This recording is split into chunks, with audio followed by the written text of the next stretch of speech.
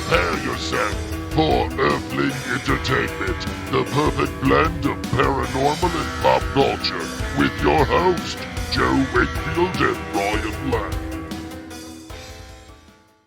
Hello, and welcome to another episode of Earthling Entertainment with Joe Wakefield and Ryan Lang. Hey, I'm your host who recently came back from the dead just to watch the next season of From, Joe Wakefield. And I'm Ryan Lang. How's it going? How is it going? So, guys, if you're a returning listener, hello, thank you. Thank you for returning. How's it going? Greetings. Greetings. If you are a new listener, you might be asking, well, what is this show? Like, what is it all about?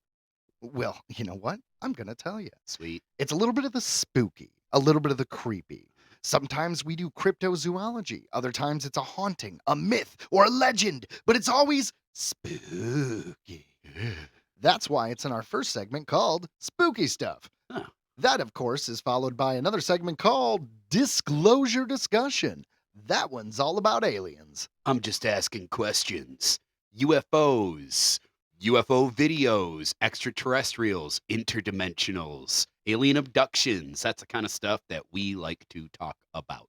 That's right. If it's not of this earth, you could bet your butt we'll be talking about it in that section. Yep. Then, the second part of the show, the latter half, if you will, is all dedicated to pop culture and entertainment. Woo. Sometimes we have special celebrity guests. Other times we do audio dramas, or we have trivia games, or maybe it's a celebrity death we have to talk about, or some fun headlines about a new anime live stage performance. Usually the nerd news, I gotta be honest. Pretty nerdy. Yeah, so these headlines are pop culture in the, we'll say, they lean more towards the genre films. Yeah. But those two things together, the spooky and the pop culture, form a wonderful podcast experience known as Earthling Entertainment. Welcome. It's just good to be back. It's always good to be back. Each week we do this. And, it's like therapy, right? Well, this is the 75th episode. Right. So we're getting up there. And much like in the Hunger Games, it is our quarter quill. Oh, okay. No, I'm kidding. But you know, it got me thinking, because I did actually rewatch the Hunger Games recently, and I think it was the second movie. They were like, it's the 75th Hunger Games, and they made a big deal out of it. And I'm like, oh, wow, yeah, cool. 75. Huh. What would you do for your game of death, Ryan? For my game of death? Yeah, because I know, see, left field. You didn't think I was going to go there. No, I didn't. Yeah, right? So the thing is, the Hunger Games has been accused of being a ripoff of other situations where a group of young kids need to fight to the death, like Battle Royale, which is a Japanese film. They also made a second one, right? Technically, Fortnite kind of got inspired by the Hunger Games. It's like all these players go in and one person lives, right? I guess. Yeah, I know it's like a big MMO. So I'm asking you, Ryan, you are a crazy person, Squid Game style, who is offering a bunch of money and could give people in this situation, or you're, a guy who runs a country and you could just force people into the situation. Doesn't matter. Morality up to you, all that aside. Okay, so what's like your the Squid game of Game? death? Okay. Yeah, that's what I'm saying. What would you do for your game of death? Which, by the way, if anyone out there is listening, I don't support creating games of death. But I mean, if you come up with a good idea, maybe you could, give it to me to write in a movie. Man, a game of death. That'd be wild. Did you have one while I think? Because you just sprung this on me. I did just spring it on you. I wanted to see what was going on. Do you have one? Well, I started thinking about all the different games that I thought of, and the most obscure one I could think of is there was this game. It was this chapter book, and it was by Scholastic. It was Goosebumps, called The Beast from the East. Yeah. I think I remember that. That one was like a weird game of death, right? Yeah. And if they landed on the brown spot, they get eaten by the beasts. Well, dang. Yeah. All right. So I was trying to think of what was that? I was trying to figure out like what game of death was in that, because I didn't reread the book. I was remembering this from when I was a kid. And I think it may have been like tic-tac-toe or something like that. I was about to say, like, if you're going to go, like, so I was trying to think of like a tic-tac-toe game of death personally. Right, because they did like red light, green light, in Squid Games and stuff like that. So it's pretty simple stuff. Okay, so what if a like bunch hopscotch? No. I'm running with my tic-tac-toe. You wanted time to think, sir, so I'm going to go with mine. Okay. So this giant tic-tac-toe board, Indiana Jones style, because it's on a big platform over lava. We'll say lava could be anything. Maybe it's mercury. We'll get real weird with it. But in any case, the contestants run out and they have to play tic-tac-toe. And it starts out with the normal, just X thing, not too complicated. We'll get bigger as the game goes on. But they go out there and they do the little tic-tac-toe.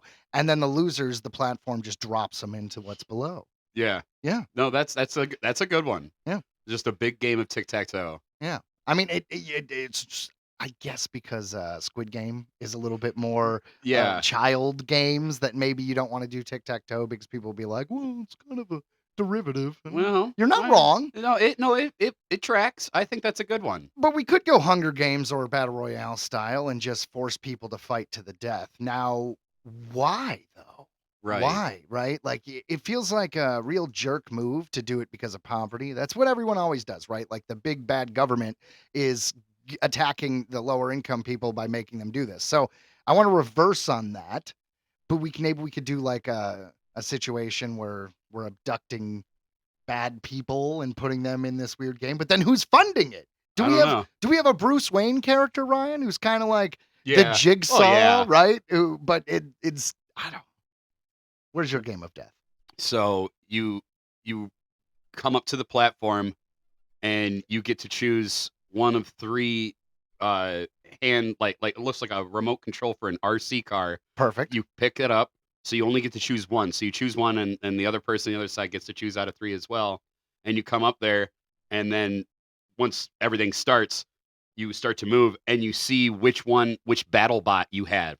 Okay. And then you have to battle with the battle bots and whichever then your platform drops if but I think it should also be like there are certain targets on the board where when you hit it, like fire all of a sudden just comes up like on top of you, like, oh my God, like you have to get down and still have to keep battling with the battle bot. You'd have like, to do that, right? Like so things, every time the bot gets hit by something where you're in, like you get zapped or something. Yeah, well, no. What if it was the same, right? Like if the battle bot gets stabbed, there's a knife in your box that just kind of jets it. Like, oh shit. Or if the battle bot gets fired, they shoot fire in the box. That would be weird. Yeah, that'd be great because that happens in the battle bot arena where there's certain little like targets that you can hit that do like damage from the arena. So like that would affect. There's like kill the guy. Like saw blades would come up and like from the ground and just like chop your feet up. Oh my God. See, I'd be down with that. That feels. But is it murder porn like Saw? Like are we going real gross? Yeah. Yeah. See, I went more Saw with it. I think. Yeah. Because that's gonna f you up pretty bad. What like. But I mean, so in the end, it's like you win, but you've been just burnt and cut up. It's like it's stabbed. It's like who really wins? But then in the next film you got to have the guy who won be all a crippled man who's either trying to take it down or now running the game. But once again, it is a very overdone trope. So instead, you make that guy go insane, start a cult, then the cult, all the members create games of their own, and it's like a situation where the whole world is taken over by this cult of crazy games. We'll go way far with it. This is like A24 Blumhouse. Like we had a great success, so now we can go nuts with the sequel. So like they essentially become copycats. Well, essentially, yeah, because the guy who survives that horrible BattleBots thing now becomes cult leader. Yeah. Who now trains other people to make up their own games.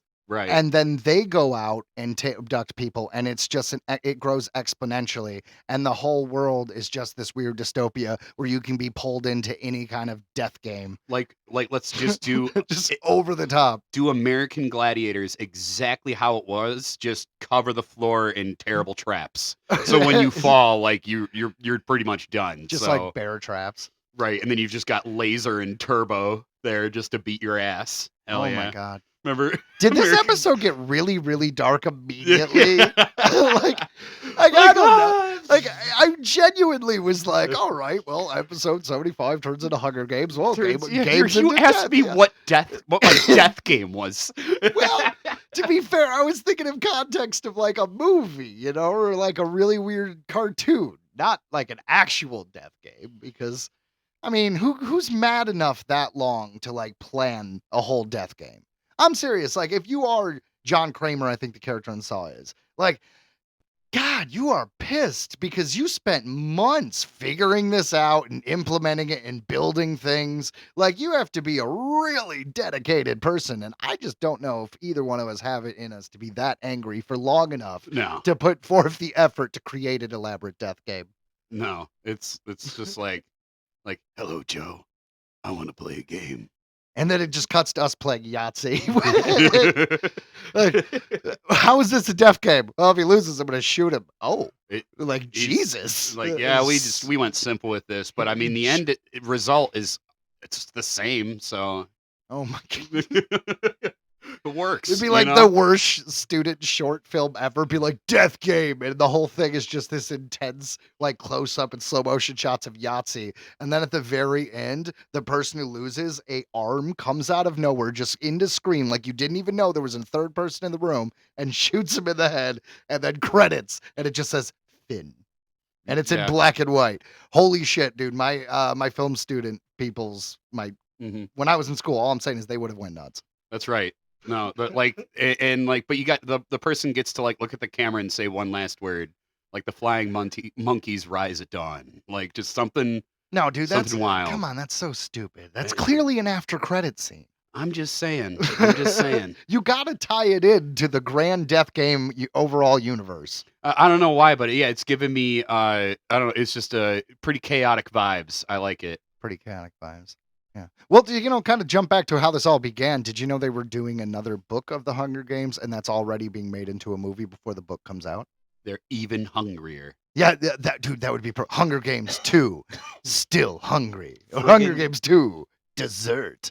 Famished as fuck. Oh. No, but Woody Harrelson's character in that film? Mm-hmm. Yeah, it's him when it's during his Hunger Games. So we get to see what happens during. And I got to be honest, I'm mildly interested. And they're going to get Woody Harrelson to like do a framing device where he's sitting back. Probably, if they're smart, they'll pay Jennifer Lawrence to like come in for a scene, kind of like how The Hobbit did with framing device with Ian McKellen as Bilbo.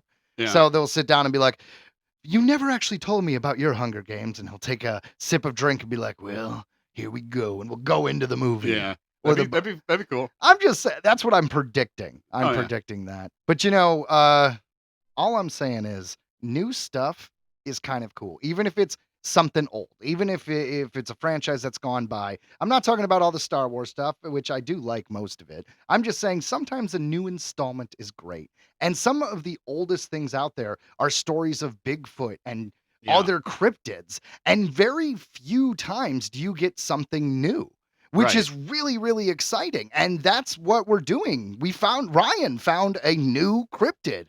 Well, at least new to us. I mean, it's relatively new in the grand scheme. I mean, I'm just saying, how old is Bigfoot? Right. I think this was like first really talked about like in the 2000s, really. So, this one is definitely a newer cryptid for sure. And it was interesting to learn about, and it's very creepy. And I think it's going to scare you guys pretty good. Yeah. So let's jump into this week's spooky stuff. The Ningen. Over the past few years, rumors have circulated in Japan about the existence of polar humanoid life forms inhabiting the icy waters of the Antarctic called Ningen. That is just the coolest sentence in the world. Polar humanoid life forms. Right. And Ningen actually means human. In Japanese? Yes. Nice. Reportedly observed on multiple occasions by crew members of government-operated whale research ships, these so-called Ningen are said to be completely white in color, with an estimated length of 20 to 30 meters. Eyewitnesses describe them having human-like shape, often with arms, legs, and even 5-fingered hands. All right, so it's definitely not a whale. Right, it's something else. Sometimes they are described as having fins or a large mermaid-like tail instead of legs, or even tentacles and cephalopod arms. And sometimes they are armless, small bipedal humanoids, similar to the Fresno nightcrawlers. Bipedal humanoids, but they're armless? Yeah. So just, okay, fair enough. I mean, I got my money on mermaids. Just continue. I was going to say... I'm just saying this. Clearly, there's mermaids. Because if you think about it, old shipping people, yeah. sailors back in the day, they mistaked, what was it? The sea cow. Manatee. The manatee. And this is roughly the same color. So maybe it wasn't a manatee. Maybe we weren't giving those guys enough credit, and it actually was mermaids, but they're manatee-like. It seems rather mermish. Hmm. The only visible or identifiable facial features are the eyes and the mouth. According to one account, crew members on deck observed what they initially thought was a foreign submarine in the distance. When they approached, however... It was tiny, right? It's not a giant person. Like, no, it was saying, like, up here, it was saying estimated length 20 to 30 meters. These dudes thought it was a submarine. And when they approached, however, it became clear from the irregular shape of the thing that it was not man-made. It was alive. The creature quickly disappeared underwater. Okay, so that changes things. I mean, that's scary as hell. It like wiggled or moved or bent or something. Or just swam away, man. Yeah, like just they saw an arm come out.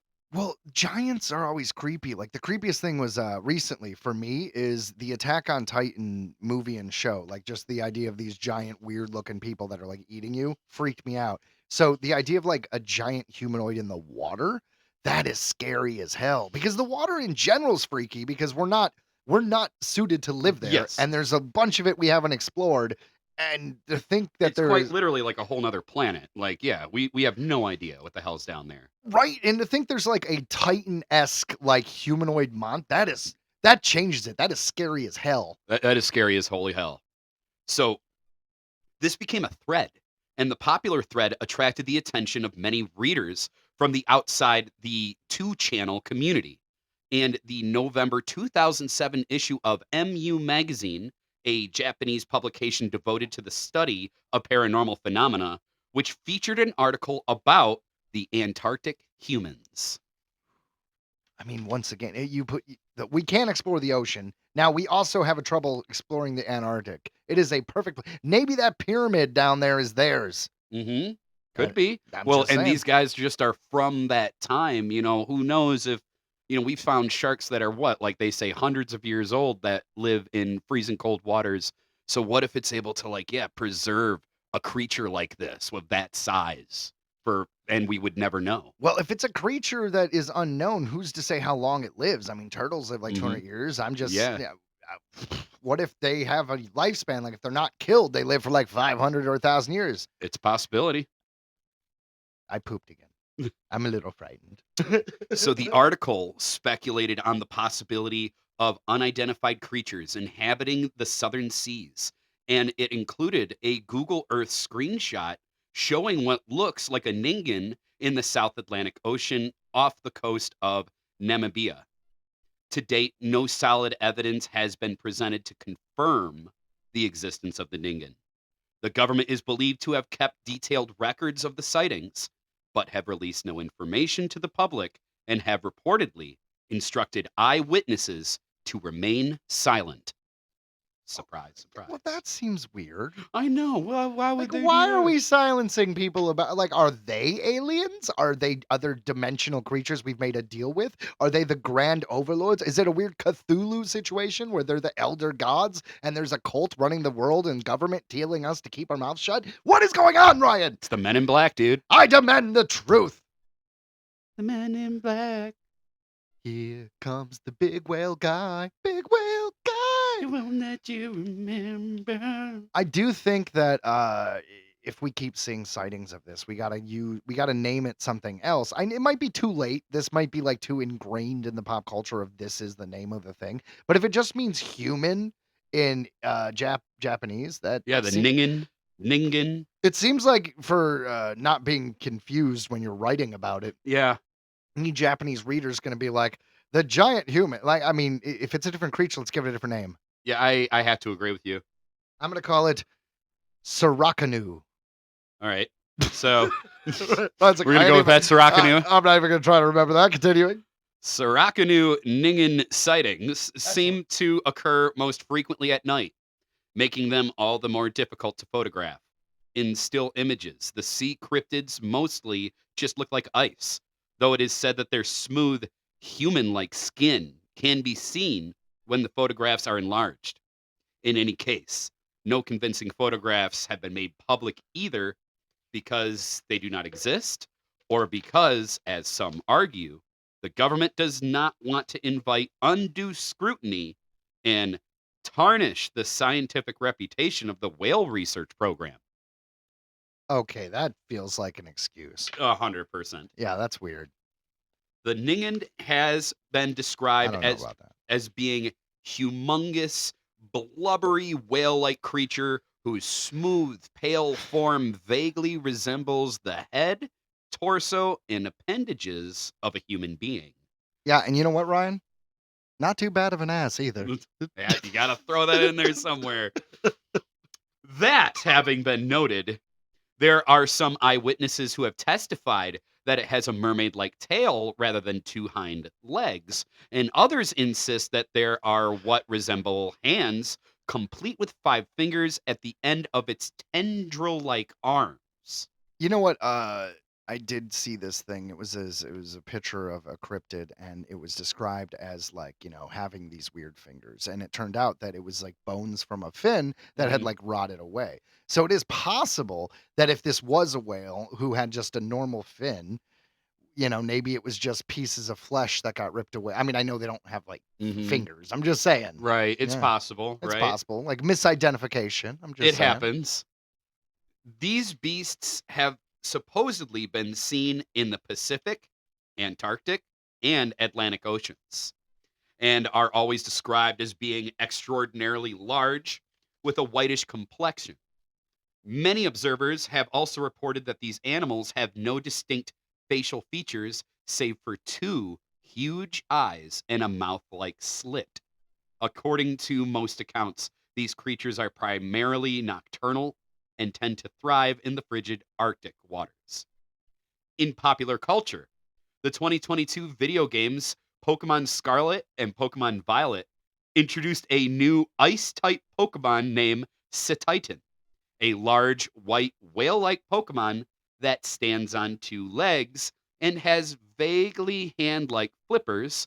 Cetitan is very likely inspired from the Ningen. You know what I was just thinking about though? If you wanted to think of them as aliens, like what if they were giant aliens? Well, if they were somewhere farther in the solar system, farther away from the sun, where there's less light, that might be why they're nocturnal. Like maybe they're, Mhm. I mean, I think Neptune's all frozen, so it's And it's probably not cold, Neptune. so that's why they stay in the cold water to Yeah. survive. But there's Europa, you know what I mean? They Yes. believe there's liquid water in between the ice and the lava core. And So that's not the only moon of another planet in our solar system that looks like it could possibly hold life. I forget the other one. There's another one that I think from a Titan. distance, yeah, it almost looks like Earth. Like it's wild. Like it looks like there could be water down there. We're figuring things out every day, but the point is, if it was from a farther in the solar system, maybe that's why they're nocturnal. That makes sense. Yeah, so maybe they are giant aliens. I'm honestly, that tracks. That's what I've always said. Is it feels like the oceans would be the perfect place for any kind of alien race to hide from Well, us. I mean, right? Except what if the alien race developed from a planet where there was very little water? I mean, then you'd be like, well, we can't. Right. I mean, I guess the deep desert would also be pretty good. Not Yeah. as good, but still pretty good. So over the past decade, a number of hydrothermal vents, I thought this was really interesting, have been discovered in the Arctic depths.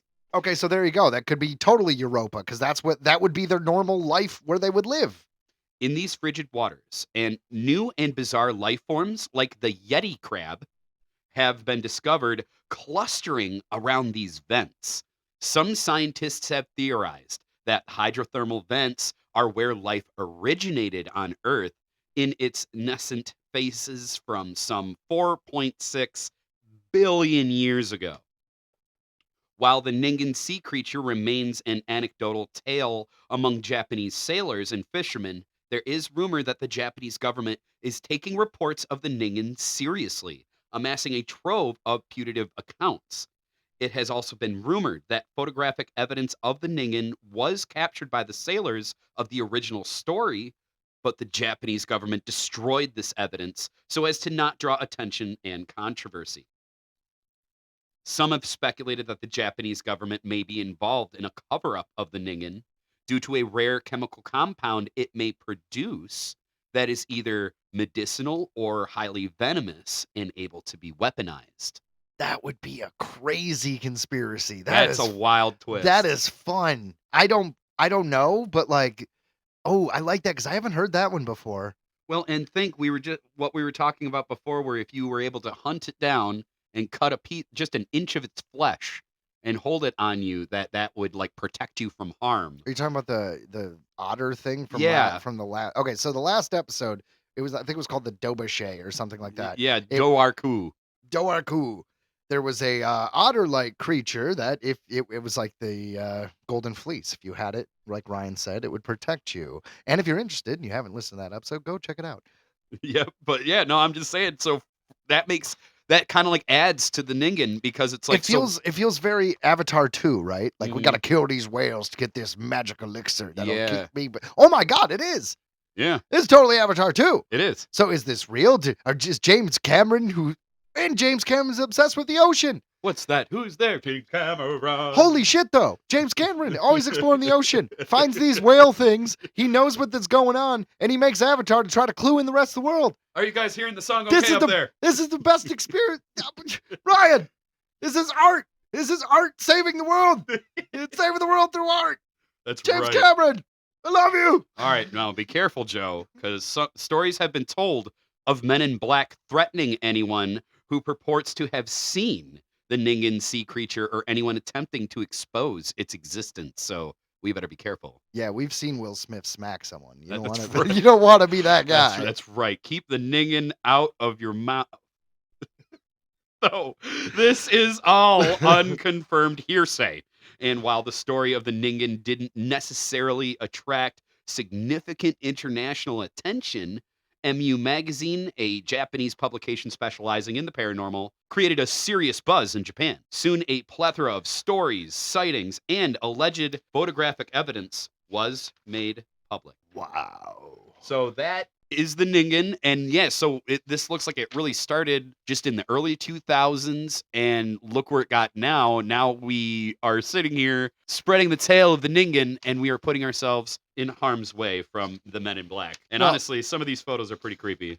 I have to imagine if the Men in Black is listening to our show, they laugh along with us, and there's like, these guys aren't going to cover shit. That's right. That's right. They're just having fun. We're not in danger. And as far as the Ningen is concerned, I was joking that they could be alien, and maybe they could be. I mean, that is a very thing. But there is always the possibility that, like it suggested in the article, if it developed near this vent at the bottom of the ocean, it could be older than us. It could be one of the oldest life forms around. It could be, and we just don't understand it. Well, like in the amazing film franchise Tremors, let me tell you, Ryan.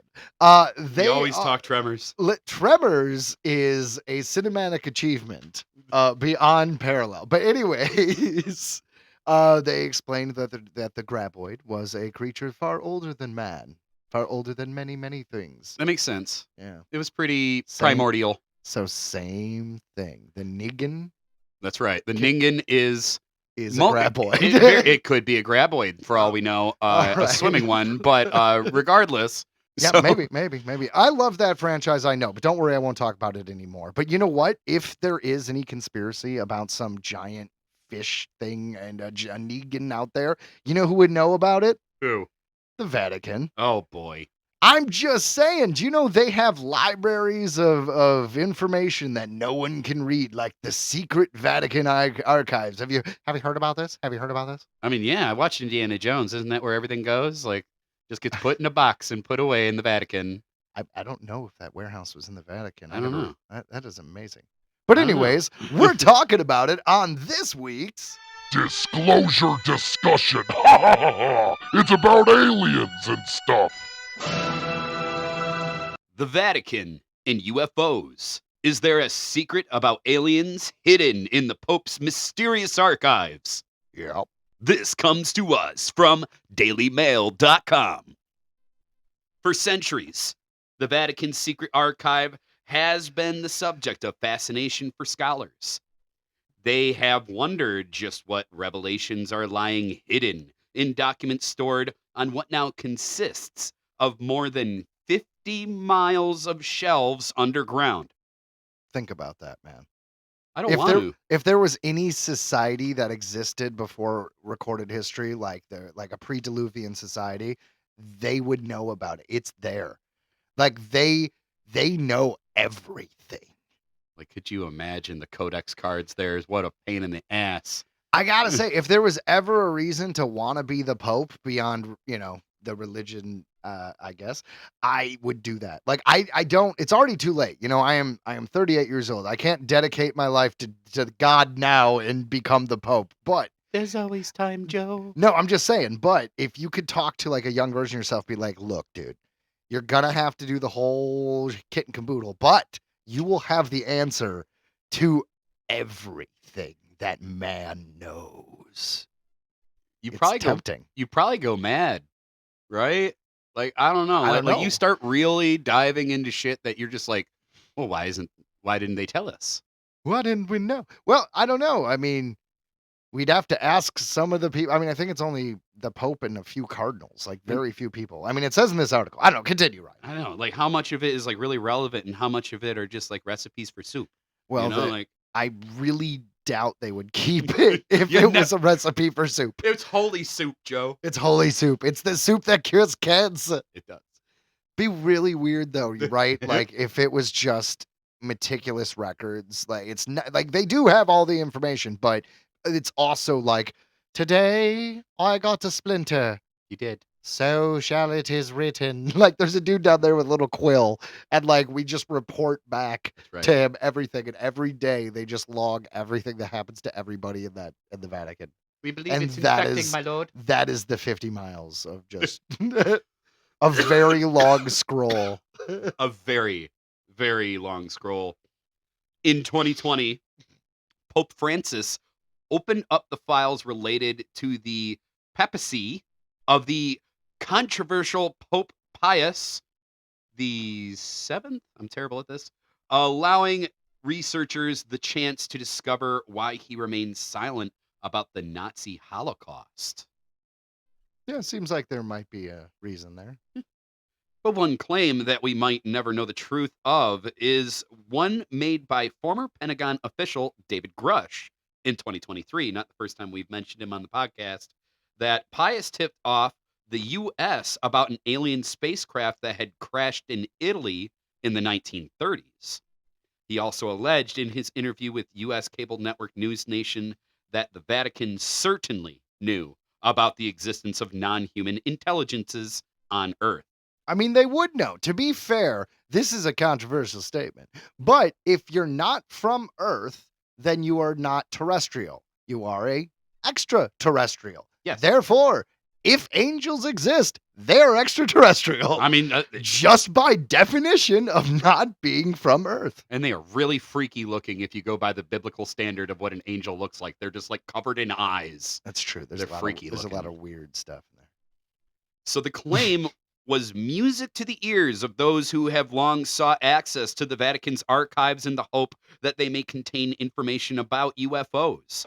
Former UFO investigator Nick Pope, funny last name, who worked for the Ministry of Defense. What's really funny? Nick Pope is awesome, and you just never know who he is, and it always makes me laugh. He wrote the book on Rendlesham, the Rendlesham Forest incident in the UK. I just thought it was funny because we're talking about the Vatican, and the dude's name is Nick Pope.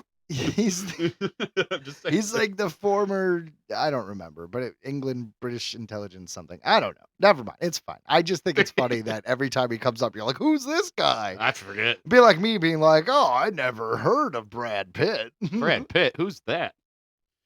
So, investigator Nick Pope, who worked for the Ministry of Defense until 2006, told Mail Online this. There have been persistent rumors that the Catholic Church knows some big secrets about UFOs, and that these forbidden truths might be hidden somewhere in the Vatican archives, accessible only by the Pope, a select few cardinals, other key personnel. So that's cool. They let some birds check it out. Cardinals.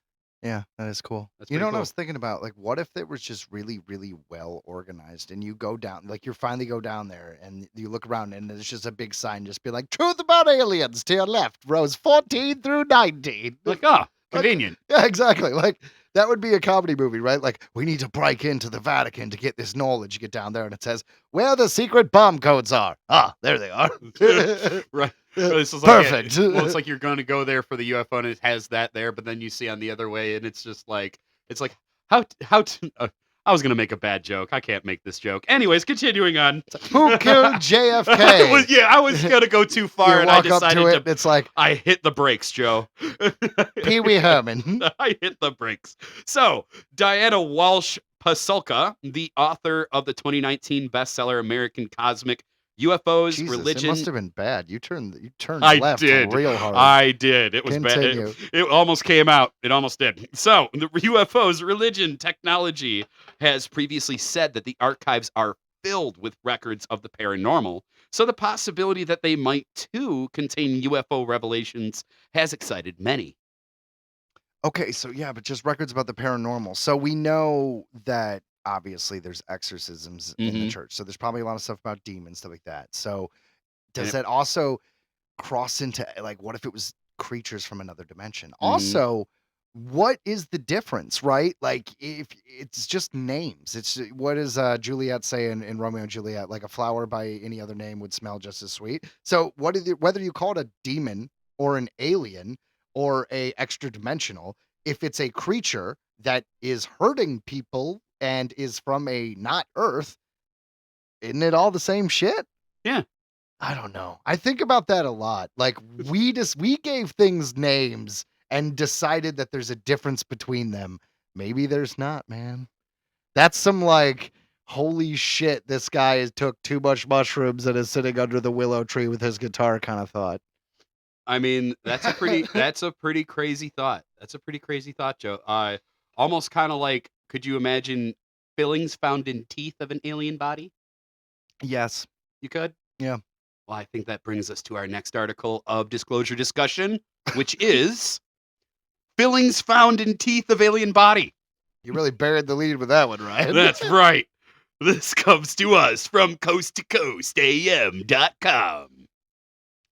An oral examination of an alleged alien body found that the bizarre being had metal fillings in some of its teeth. The latest twist in the ongoing saga of the mummified figures discovered in Peru and championed by Mexican UFO researcher Jamie Musan reportedly came about when Dr. Jose Zalk Benitez used a small camera to peer into the mouth of one of the purported otherworldly visitors. Yeah, so if you guys don't remember, it went around a while back that this guy said he found mummified remains of aliens, and the pictures came out, and they look like paper mache, They and bad paper do. mache. They look fake. They look And fake. then it came out that he had faked things before, Yeah, this guy's known for being a little shifty. just a little. So So the chances are that he just found a guy to like go along with the story, but even if not, like this guy, you got to hand it to him for being one, persistent, and two, whether it's a hoax or it's real. Like, what if it is real aliens?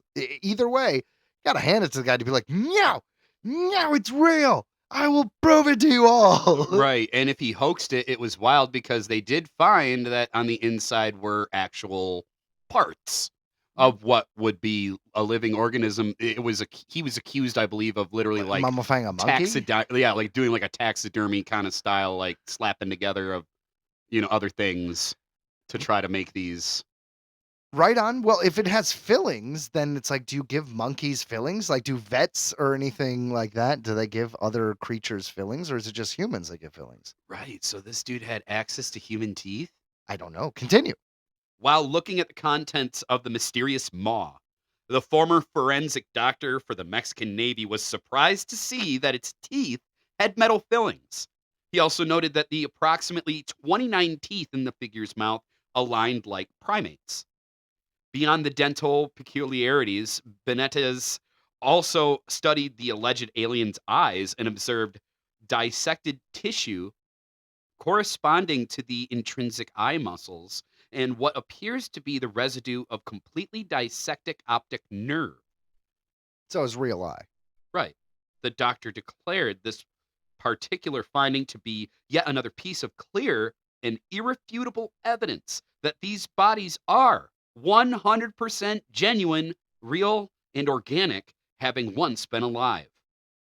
To that end, Benitez had previously discovered a very complex metal alloy contained within the hand of another alien mummy that he had been enlisted to examine. The doctor's latest fantastic findings are unlikely to sway the opinion of skeptics and Peruvian officials who insist that the figures are fabrications rather than the remains of otherworldly visitors. I mean, so I still obviously agree that it's probably fake as hell, but I just keep thinking, like, what if it was real and no one believes him? Like, how shitty would that be to be like, you've done it. You finally did it. You found proof. You were the man. You were gonna change the world. We will all and no one believes you. And then we actually see living ones one day, and they look just like that. Yeah, like paper mache. They look. That's exactly how they look, and we're just like, we're sorry, dude. Oh shit! I mean, the problem is the fake mummy. See, there you go. It's hard to. Yeah. Anyways, the alien mummy looks like someone saw E.T. when they were a kid and tried to make a model of it without any artistic background with a rib cage whatsoever. With a half-assed rib cage in it. Well, they shoved a bunch of bones and stuff. That's allegedly. I don't know. I still say that I give this a small chance. I give this a 10% chance that this is real, and we're all just eating up the government telling us, haha, look at this crackpot. It ain't real. And just this dude's persistence, just the pure green eggs and ham of this man. Yeah. If you Try it, Sam, I am. Yep. If you just keep persisting long enough, we'll believe you. We'll finally do it. It is true, though. If you bug me enough, I will eat just about anything. It's true. I worked at this Italian grocery store, and it was in Detroit. It was called, it was in Dearborn. It was called Elkimos. It no longer exists, but they were super authentic Italian. And they had this giant plastic, 5-gallon drum of some kind of pickled tentacle. I don't know if it was an octopus or a squid. I imagine it was a squid. And it just kept dared me to eat it and kept bugging me for so long. And finally, I did. I don't remember it tasting bad, but it just goes to show you peer pressure works. If you want someone to do something, guys, peer pressure. Make them feel like shit for not doing it. It'll work every time.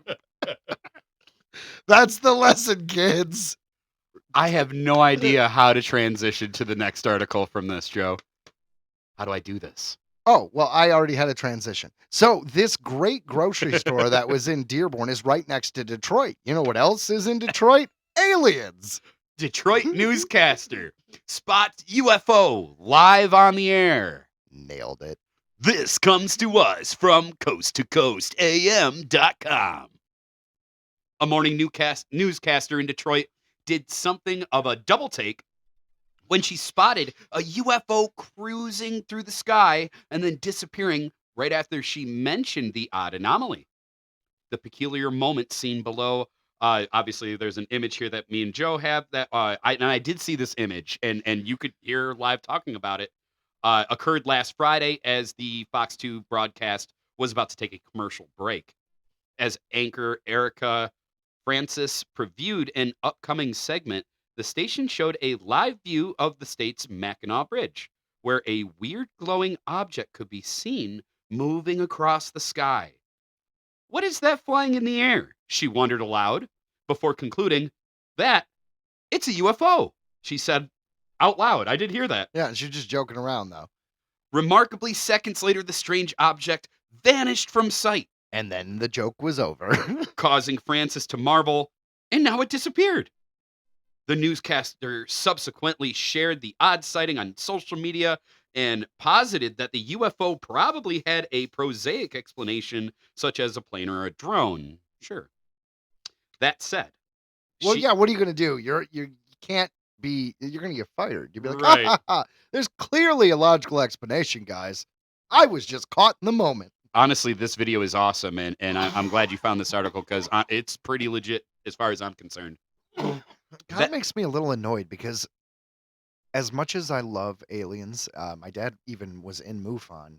He had a Geiger counter and the badge and went out and researched and all that stuff. I've never personally seen a UFO myself, and I've been places where there've been UFOs.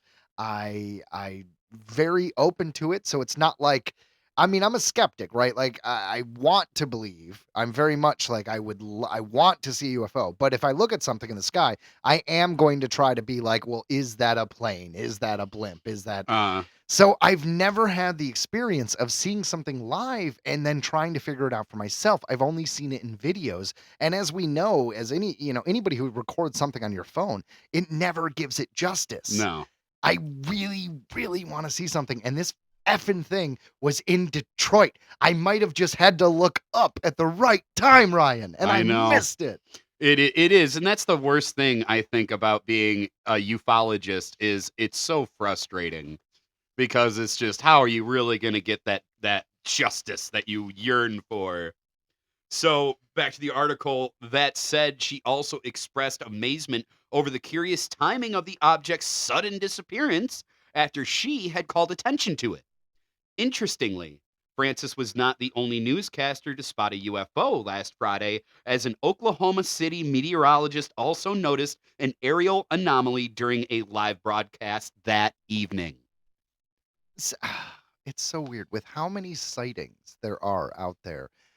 It's just so it still boggles my mind that people say there's no such thing as UFOs. I understand you saying I don't believe there is an intelligent alien species coming to visit Earth. I disagree with you, but I believe I get that. That makes sense. But to say there's no UFOs, you can't even argue it. There are things in the sky that we do not know what they are, and the ocean as well. We've caught that as well. So we don't submerged. Know. Was it a USO? Yeah. The point is, we know these things are existing. There's video, like they exist.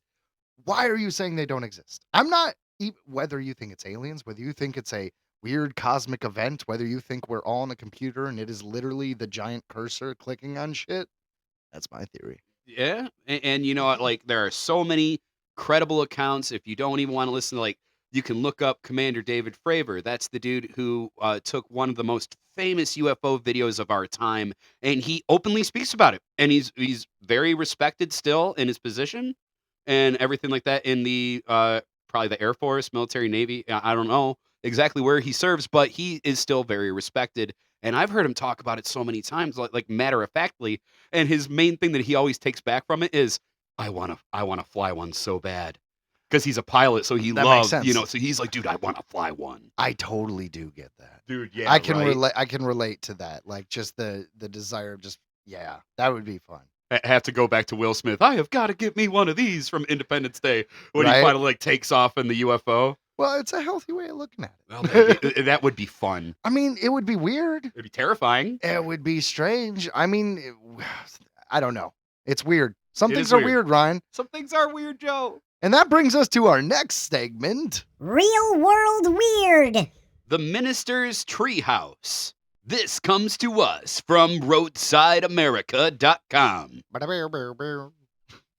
In the early 1990s, landscaper Horace Burgess bought some wooded land on the outskirts of Crossville, Tennessee. One of the bigger trees next to a dirt road caught his eye. He decided to build the world's largest tree house in its branches. Which I totally get the desire. Who else as an adult has wanted to build a giant, like, life-size tree house? I wish I had that kind of time. Like where I'm gonna build a giant tree house. We also have to have the lumber or the disposable income to buy all these stuff too. All of these things I would love to have, Joe. The time, the money. Whew, that'd be nice. But Horace had a job and a family. There you go, Ron. What's your fucking excuse? Okay, Horace has me beat. After spending a couple of years on the project, he ran out of lumber and enthusiasm. Fair enough. Fuck it. I'm done. You'd be like, oh, this is stupid. You know what? Not worth it. Not I really committed to this. It was the reason why I got divorced. I told my ex-wife, well, fuck you. I'm going to build that treehouse. But would I do it again? No. No, probably fucking not.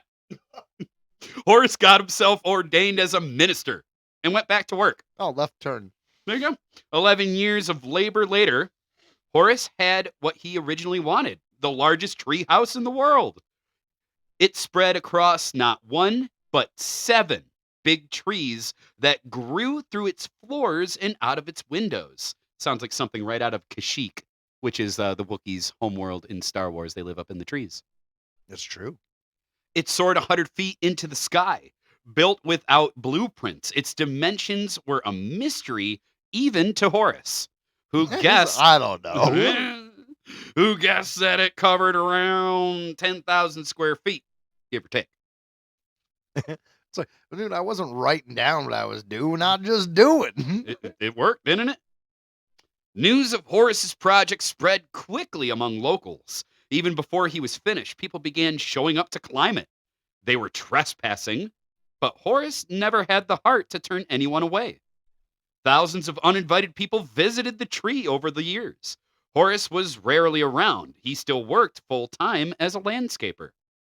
Visitors did far more How the damage. hell did he have enough money to... He's an ordained minister. He's a I know, no, but landscaper. like to build a treehouse and like that, like you have a family, you bought the land, and on a landscaping budget?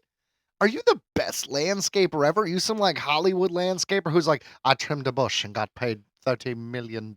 How much lumber maybe did he acquire through landscaping? Because a lot of people are like, oh, just throw cut away down all the tree. Just yeah, take and the throw tree. it. Yeah. All right, that could subsidize some of it, Ryan, but Some of there it. are still some unanswered questions here. There's just a few. Visitors did far more damage to the treehouse than to themselves. After Horace stopped new construction in 2004, nearly every square foot of the structure was vandalized with graffiti. Flooring was ripped out, windows smashed, furniture hurled from balconies. I have to remind myself that it is a treehouse, said Horace, who felt that it somehow triggered people to act like horrid 8-year-olds. That's why I've never prosecuted anyone for busting the stuff up. It's kind of sad. Also, that's just me, but if we did stuff when we were kids. We broke into certain fun areas that we won't talk about, but the point is we didn't cause destruction. No. We hung out. Yeah. And then we left. We didn't break things. No, it's totally unnecessary. Like, come on, like save that. Like, come on, everybody. Everybody deserves a piece of the pie. Yeah, well, Save it for someone else to explore. Yeah, wouldn't it be cool just to kind of hang out in a tree fort? Like, we don't have to destroy the tree fort. I know. Why? So, although musty and occasionally littered with leaves, the tree house was built solid, like a real house. So, visitors often didn't realize that they were several stories in the air. Stairs wound up and down, leading to dozens of mostly empty rooms. There was a chapel with a basketball hoop and a belfry, only accessible by the outdoor ladder. Horace was remarkably forgiving, but even he had his limits. I mean, everyone does. An on-site guard eventually was hired to watch the treehouse 24/7 to prevent any further destruction. Horace planned to build a welcome booth where all visitors would sign waivers so that they could no longer have to trespass.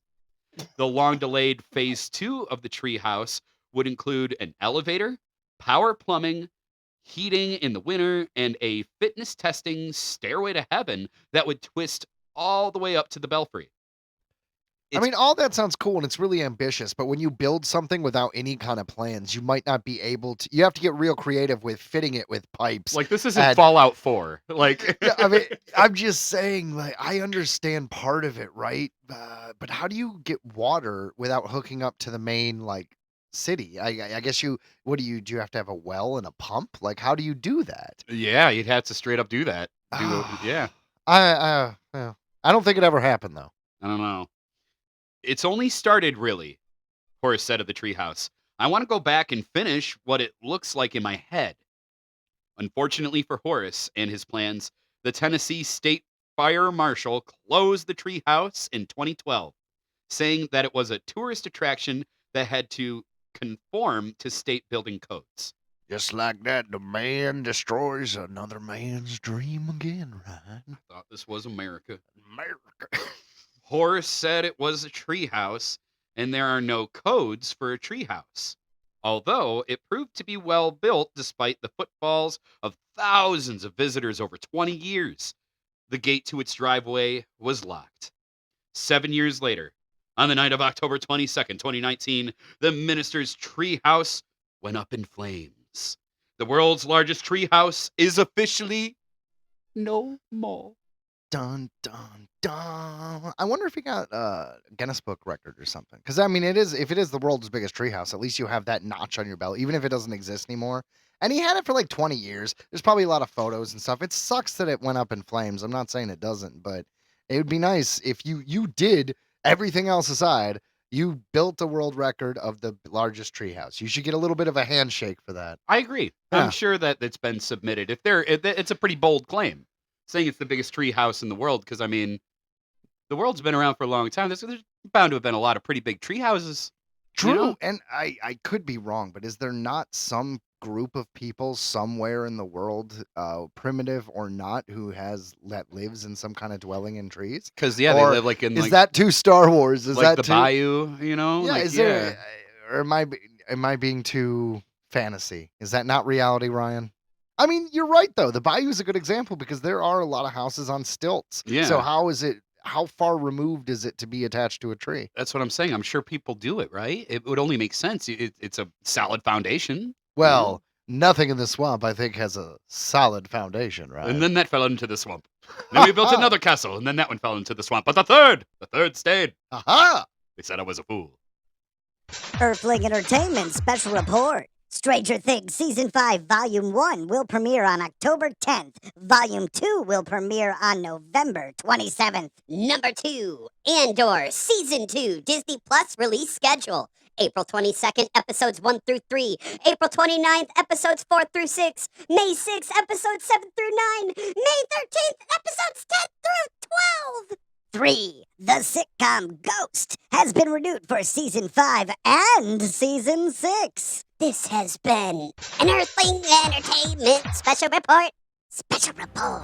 Ooh. Calling all comic fans, it's time to feed your brain at Green Brain Comics, where the freshest new issues, graphic novels, and manga hit the shelves every week.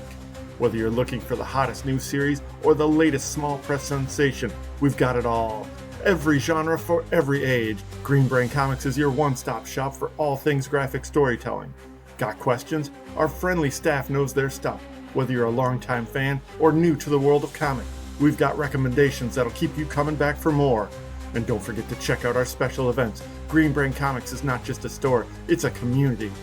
Located in East Downtown Dearborn, we are at Green Brain Comics on Facebook, Instagram, and YouTube. Shop online at greenbraincomics.com, and remember to feed your brain at Green Brain Comics. It's true, you made it through to the second half of the show. Well, you've entered the pop culture part of the show, and as we have to do sometimes, we have to say goodbye to a celebrity out there that you may or may not have heard of. On this week's... Remember that guy? Remember that gal? Well, now they're dead. Lynn Marie Stewart dies at age 78. This comes to us from CBSNews.com. Lynn Marie Stewart, who starred on screen in productions like Pee-wee's Playhouse and It's Always Sunny in Philadelphia, died at age 78 on Friday after a quick illness, a spokesperson told CBS News on Saturday. The 78-year-old actor starred as Miss Yvonne originally in the 1981 film The Pee-wee Herman Show, and went on to play the character on the CBS Saturday morning show, Pee-wee's Playhouse. The program ran from 1986 to 1991. Fans of the long-running sitcom It's Always Sunny in Philadelphia will remember Stewart as Bonnie Kelly, the mother of Charlie Kelly, played by Charlie Day. Stewart appeared in 18 episodes from 2005 to 2023. Which may not sound like a lot, but if you're in one episode a season, which for the most part she was, you feel like that character was in more of the show. It's like Right. if you ever notice in a sitcom when there's a celebrity guest and a main character starts dating that celebrity guest, they might only be in like 3 episodes, but the relationship will go on for like a whole season, and they'll Mhm. just be like, "Oh, she's off on a business trip," or they'll be like, "Oh, she was supposed to come here, but she missed the date." You know what I mean? Yeah. So this woman was not an integral part of the show, but she was a character. You know, she will be missed. It will have to be addressed. It will, for sure. Bette Smith, a spokesperson for the actress, said Stewart had just finished working on the upcoming comedy movie The Dink in mid-December when she went to the doctor for symptoms of exhaustion. Upon further examination, Smith said doctors found a tumor near the actress's liver and gallbladder. The spokesperson described the tumor discovery as a total shock, and her death on Friday was quick and unexpected. Stewart is survived by her sister, Gail Stewart, and several grandchildren, including her best friend, Cindy Williams' children, Emily Hudson and Zach Hudson. Lynn Marie Stewart, you will be missed. That's right. And I think everyone could agree when I say fuck cancer. Fuck cancer. Like tumors, man. I mean, it's rough, right? Because no one wants to get sick and especially die, but going quick might be a blessing, man. I got to be honest. I've had family members who died of cancer and it wasn't quick, and it's a tough road. I don't think there's a good way, right? Like, I don't think there's a good way for someone to die. But that being said, at least you don't have to suffer, and she is remembered by her work. Like I Mhm. said, for me, it's Always Sunny in Philadelphia, but I remember her on Pee Wee's Playhouse. you I do. remember There you that. go. Yeah. No, that's the thing that sucks is just the suddenness of it. Everyone deserves kind of their time to say goodbye. You know what I mean? And when that's kind of seems to be taken away from people, that I don't know, that hurts. That sucks. It does. Well, you know what? Like I said, at least she'll be remembered by the work she did, and it sounds like she had grandchildren, so she had family, and unfortunately, we all go. And 78 is pretty good. That's a pretty Yeah. good run. You know what I mean? It's like you made it to season 7. Well done. Mhm. All right. Well, let's move on to the final segment of the day. That's right. So, guys, we usually cover all kinds of pop culture news in a little segment we like to call Earthling Entertainment Headlines. New Avatar animated series coming from original creators. This comes to us from Nerdist.com. We can't believe Avatar: The Last Airbender is nearly 20 years old. Yeah, that does hurt. Time truly does fly, especially when you're out there trying to save the world with your various elemental powers.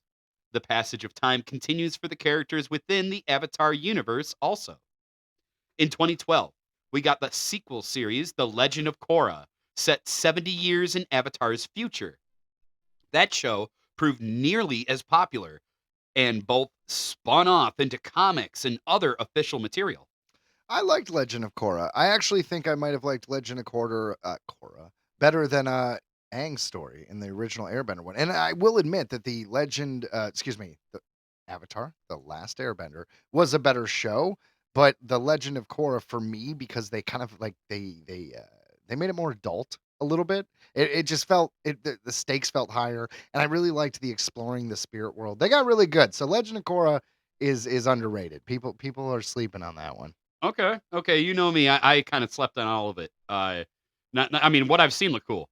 Now, Avatar creators Michael DiMartino and Brian Konietzko are bringing a third series to the saga, Avatar: Seven Havens. This news comes from Variety, who shares the new 2D animated series will consist of 26 half-hour episodes spread across 2 seasons, or books 1 and 2. The show's official logline is as follows. Avatar: Seven Havens is set in a world shattered by a devastating cataclysm. A young earthbender discovers she's the new Avatar after Korra. But in this dangerous era, that title marks her as humanity's destroyer, not its savior. Hunted by both human and spirit enemies, She and her long-lost twin must uncover their mysterious origins and save the Seven Havens before civilization's last strongholds collapse. So it's pretty heavy. Yes! I'm so excited. I have a lot to say, so finish up. That's a fun inversion of the classic formula. The Avatar is a symbol of destruction and fear, not hope and triumph. Also, we love a long-lost twin, don't we, folks? Sounds fun. Yeah, so I don't give a crap about the long lost twin part. And to be honest, this is exactly what I wanted. I gotta be honest. So the original Avatar takes place in a different fantasy world, so you can't really equate it to our world. But to give you an idea, it would be like the early 1800s, and then this Korra takes place in kind of like the 20s because technology started building up. In the Legend of Korra, they had primitive cars and electricity, and it was more of society. So the natural idea is the next one would be kind of modern times. It would be our time. And I did not want to see that. And I always talked about how if I was to do it, I would set it far into the future and do it in a post-apocalyptic version of the world. And that's pretty much what they're doing. I mean, they're deciding to do it immediately after the last series, which is different because in my head I was going to be like 1,000 years in the future. Yeah. But they're going with the no, whatever happened, like whatever killed Korra or whatever she did had consequences or whatever, happened. The point is everyone hates the Avatar now and the world is like dystopian. That sounds amazing. That is exactly what I want to see in a new show. And then eventually the show goes on, right? And then all these powers, the earth, the fire, the air, right, the wind, are all going to be formed, because it'll be a newer age, and they're going to be put into these rings. And then this dude with a green mullet is going to give them to a bunch of kids from around the world, and they're all going to fight with Captain Planet. That Avatar is the prequel to Captain Planet, because Earth, fire, wind, water, heart, go planet. Captain Planet. He's the hero, gonna take a push right down to I'm really mad at Ryan. that I have figured it out. All right. You know what? Ryan is not a huge fan of this franchise, which is fine. A lot of people aren't, and I get it. It is a kid. It started out as a kid's show in the early 2000s. So unless you were the right age, which even I was a little old for it, but I saw it a little bit later. I saw it when I was in my early 20s. But the point is, this is not just a cartoon, guys. It is a cartoon that has a sequel cartoon that also has board games, that also has video games, that has several comics, that has 5 novels with a 6th novel coming out this October. This is an expanded universe that is as big and intricate as any expanded universe out there. And all I gotta say is, Captain Planet. My cabbages. Captain Planet. So that's just how, I don't know, because when they do air wind, that's what it reminds me of. Anyways, so back to Avatar, the new Avatar animated series coming from the original creators. When we created the original series, we never imagined we'd still be expanding on the world decades later, said DiMartino and Konietzko. This new incarnation of the Avatarverse is full of fantasy, mystery, and a whole new cast of amazing characters. Get ready to take another epic and emotional adventure. DiMartino and Konietzko famously departed Netflix's live-action adaptation of Avatar: The Last Airbender over creative differences. Yes, but you know what? That live-action adaptation is been renewed for a season 2 and season 3, so it will complete the original Airbender story, even though it has taken some changes from the cartoon, which is why the original creators left. It taking it as an adaptation, it is also a great show. Yeah. That is another thing, Ryan. Not only has Avatar done all that other crap I've said, Yeah. there's a live action show and a live action movie, which is admittedly terrible and it should never be spoken about again. But it does exist. M. Night Shyamalan did it. Never watched that. If your first introduction to the Avatar universe was the M. Night Shyamalan movie, I beg you to literally do anything else to see if you like it. Watch a cartoon, read a comic, just anything else. Make sure to recycle. I fucking hate you. So they parted. Where we left off is their departure from the movie over creative differences. They also executive produced the centric animated feature film expected in 2026 starring Dave Bautista. That's right, you son of a bitch. That's right. So it's a busy time in the Avatar verse, eh? No release date yet for Avatar 7 Havens, but animation is famously slow, so maybe before the 25th anniversary. There you go. Maybe.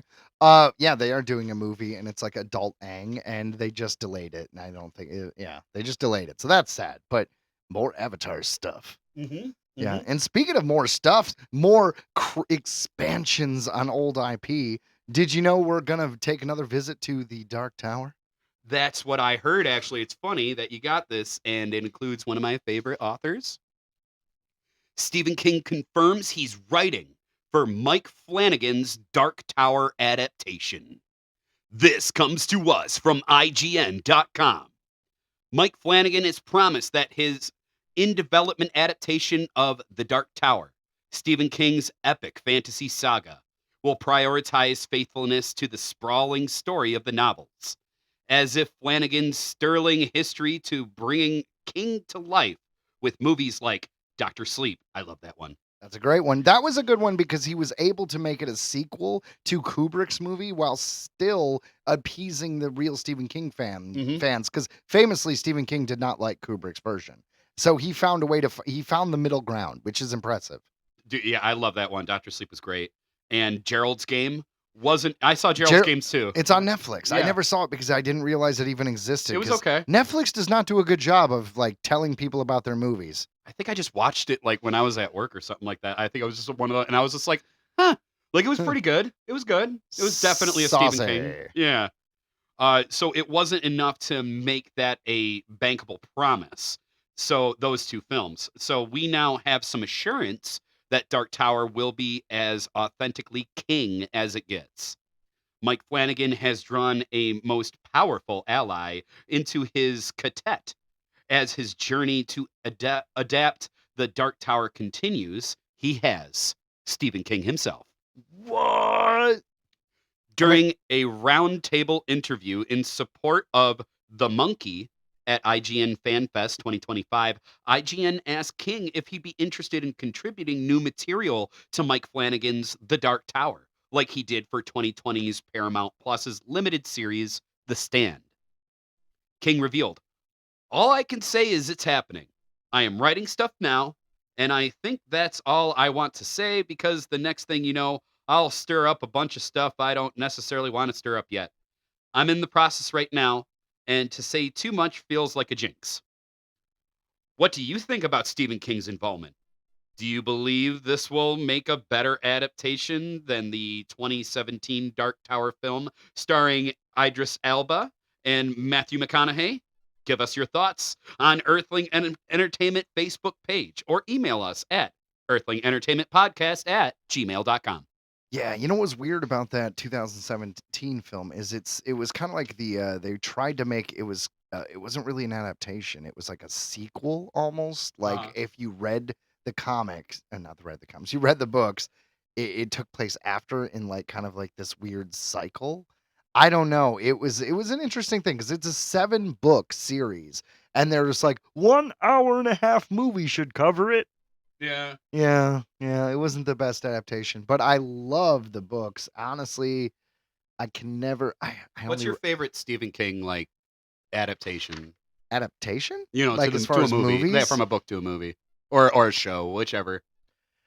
All right, so this is a controversial answer, and it's the 1996 The Shining. And the reason why is everyone wants to say Kubrick's Shining is the best. And I'm not taking anything away from that movie. But in the 1996 miniseries, which was 3 parts, I remember. Stephen King wrote the adaptation. So it's his favorite.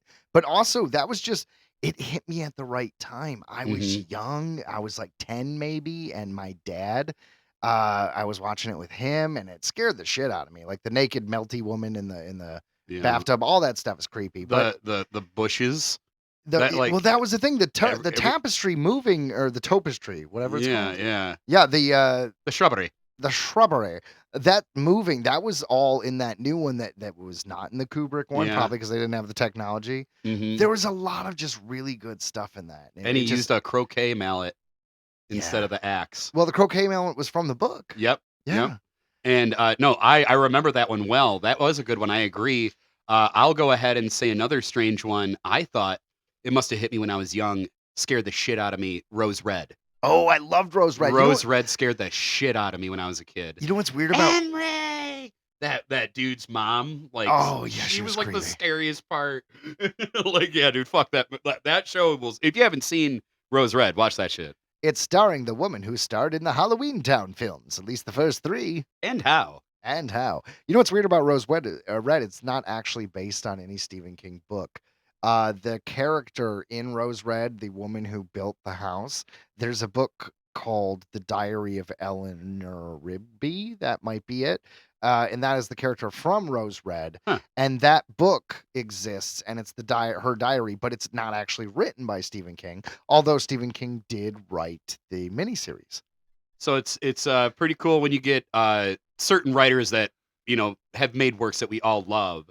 I don't know, man. Like, you know what's weird is Stephen King also did The Storm of the Century, which was another a great one. That's also not based on a book. That is literally, he just wrote the screenplay. That was another good one. Give me what I want and I will go away. Ooh. It was the vampire who, spoiler alert, vampire who wanted basically a child, a protege. And he was like, yeah, until you guys give me one. He just basically, everybody dreams about all of them like walking the plank basically into like the sea. Yeah, and he's telling secrets and like messing with people's minds. That was a good one. Yeah. That was a good one.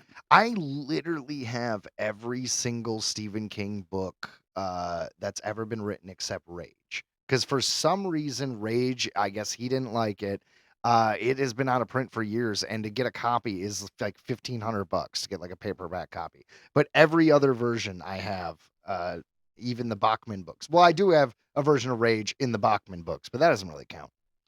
Oh, okay. Well, I mean, yeah, I grew up with Stephen King everywhere in my house. My dad was obsessed. They still have a whole wall of Stephen King books. You should take a look, man. Like, I think they got more than you.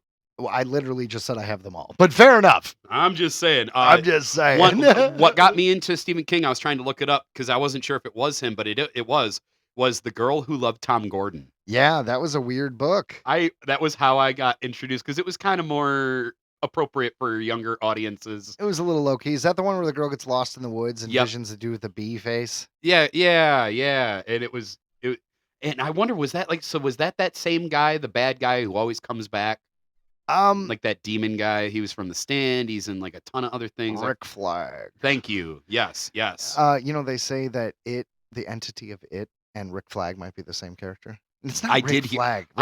Rick Flag is DC Universe. Oh, I know my girlfriend right now is Randall screaming. Flag. Randall Thank you. Randall Flag. I know she was screaming at the radio right now. Yeah, Randall Flag.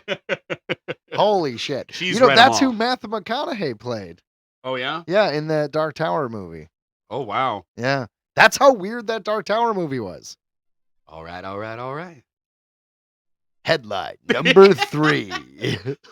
The X-Files writer returns to sci-fi with new alien series. We come in peace.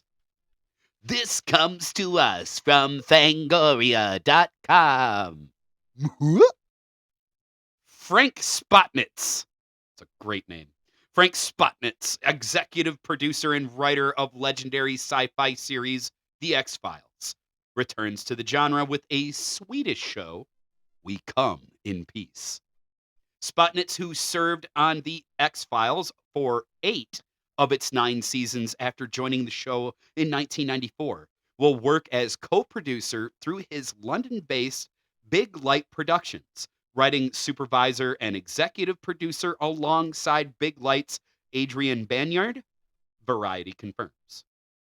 In We Come in Peace, The grounded sci-fi The grounded sci-fi explores the chaos unleashed when a mysterious jellyfish-like object appears in the sky over Stockholm, sparking widespread panic, fear, and confusion among the population. The main protagonists are Elias Kazemi, played by Fares, the head of Sweden's emergency response agency who tries to manage the rising public fear and foreign interference, and biologist Xandra Kraft, who believes she has found the means to communicate with the unknown creature and joins forces with Elias.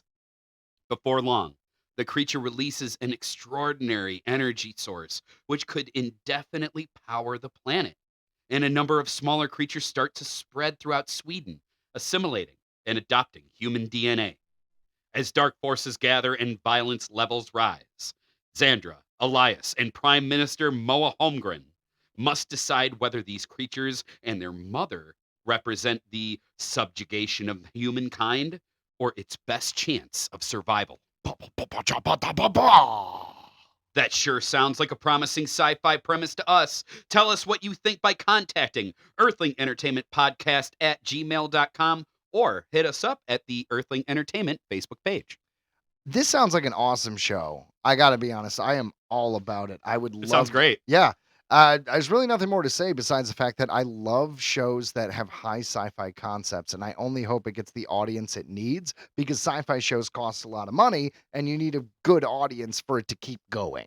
And for one reason or another, I love Sweden. I like a lot of Swedish death metal. So like, I Fair know, enough. You know what I mean? Like just through all my music history, I've definitely learned a lot about Swedish people and stuff like that. And I love Sweden, so I'll bet this is going to be really cool. Like, you know what I mean? It just gives like that, I don't know, there's something about the Scandinavian lands. They're so beautiful. So it's just like, I can only imagine how they could really produce some sci-fi out there that really, you could tell, could not come from here. You just can't. Hey, you know what? I'm down for more high concept alien stuff. That's good. And you know what else? You know what I haven't seen in a while? Globe-trotting spies. Are you down for more James Bond? Well, you're gonna get a lot of James Bond because, well, this news surprised everybody. And here we go. If you know anything about the James Bond franchise, this has been a shocker. So let's jump in to headline number 4. James Bond shocker. Amazon MGM gains creative control of 007 franchise as producers Barbara Broccoli and Michael G. Wilson step back. This comes to us from Variety.com. Amazon MGM Studios is set to take creative control of the James Bond franchise.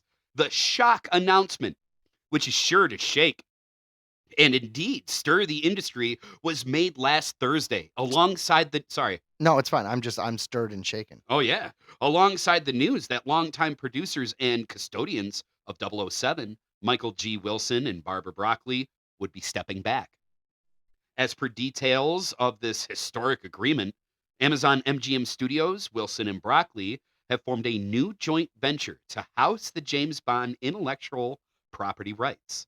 The three parties will remain co-owners of the iconic franchise, but Amazon MGM will have creative control. Yeah, so to just give you guys a little bit of backstory, the Broccoli's have controlled pretty much every aspect. They've had little things that are like James Bond has to be British, you can't do this, you can't do that. They've been shepherding the series the entire time. So for them to take a step back is a big deal, because this would be like if Kevin Feige quit Marvel. So this is not necessarily a bad thing. This is just a drastic change. For England, Joe? No, for me. Since his theatrical introduction over 60 years ago, James Bond has been one of the most iconic characters in filmed entertainment, said Mike Hopkins, head of Prime Video and Amazon MGM Studios. We are grateful to the late Albert R. Broccoli and Harry Saltzman for bringing James Bond to movie theaters around the world, and to Michael G. Wilson and Barbara Broccoli for their unyielding dedication and their role in continuing the legacy of the franchise that is cherished by legions of fans worldwide. We are honored to continue this treasured heritage and look forward to ushering in the next phase of the legendary 007 for audiences around the world. Wow.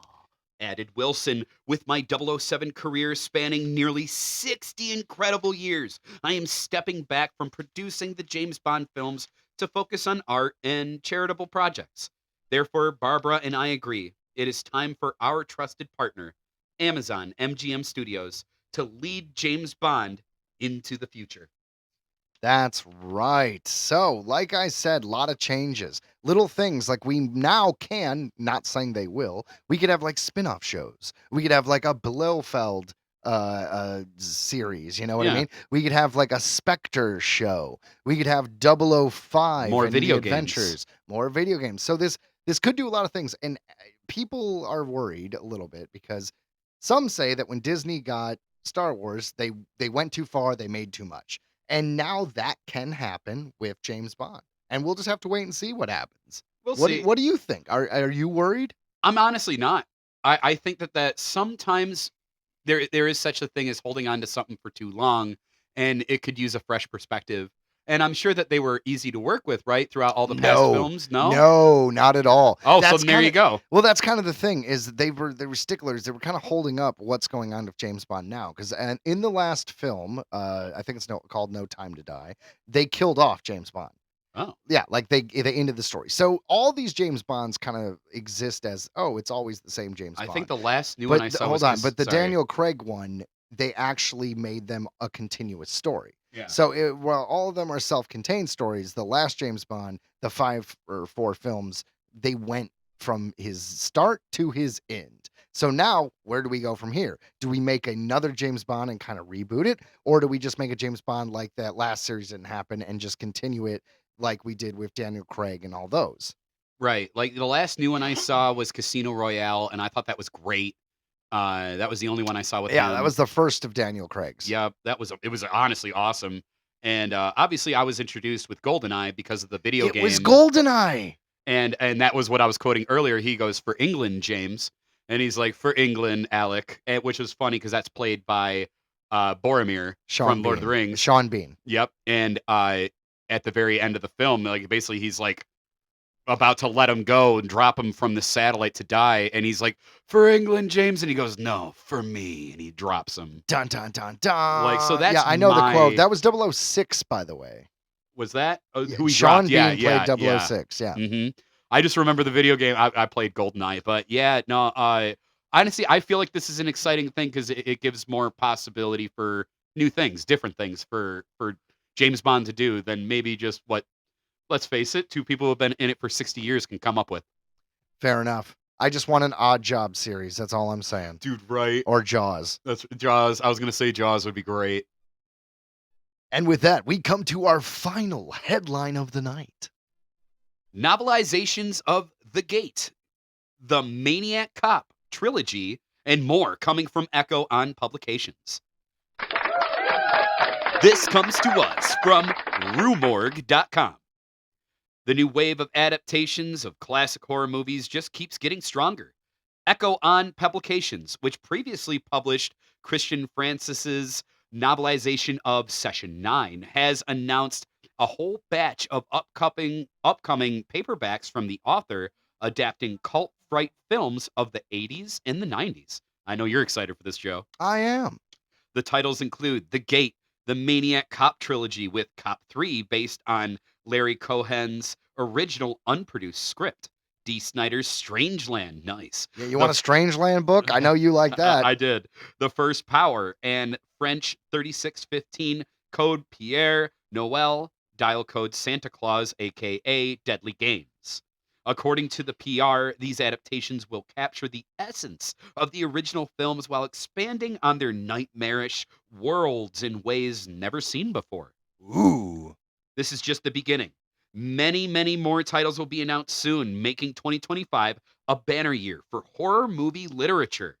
Writing these novelizations is a dream come true, says Francis, who has also adapted Titan Find, aka Creature, Vamp, and Wishmaster for the Encyclopocalypse, and has a novelization of The Descent, coming in October from Titan Books. These films have terrified and inspired audiences for years, and I'm honored to bring them to life in an entirely new medium. Who would want this? Well, Ryan, I would want this. I'm in. Give me an Event Horizon novelization. Book. That would be Dude, awesome. And just fill in those fucking blanks. Dude, that would be sick. That would be based on the original ideas and screenplay, because a lot of that original story was cut out. Well, yeah, people were vomiting in the screenings and shit. I have so many Jason novelizations of the Friday the 13th series, and they're pretty rare. They're like $100 a piece if you check them out on eBay.